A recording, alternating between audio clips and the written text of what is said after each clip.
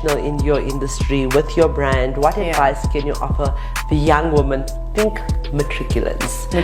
Okay, and think young university students, females that want to join the industry. What characteristics should they possess?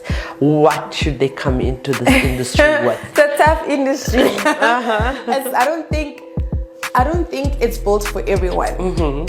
If you know, you know. If you've got it, you've got it. It's like a sting. Okay. You know, I think for females entering into the motor space, they need to understand that they're entering into a very male-dominant industry, which means that they need to know who they are and their level of confidence as well. So if you're a matriculant and you feel like, you know what, you want to sell cars, it's not about the sale of the car.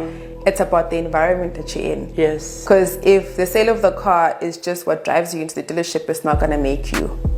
I don't know if that makes sense. Of course it does.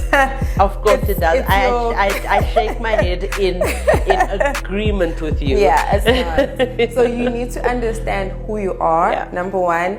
Your strengths and weaknesses. I think that's very important to understand who you are, because most people will say my weakness is like crying, for example. It's not a weakness, it's just an emotion. It's a vulnerability. It's a vulnerability. And in the field that we're on, it's very limited time to share vulnerability. You need to be very confident about yourself, because you're going to move from one problem to the next problem, to the next problem, to the next problem. It's always a solution-driven like space. You need to find yourself. Absolutely. Get to know your qualities. If you are confident enough to step into the space, get in. It's a very nice place. Yeah. Like motoring is a very beautiful place to be in. And what you just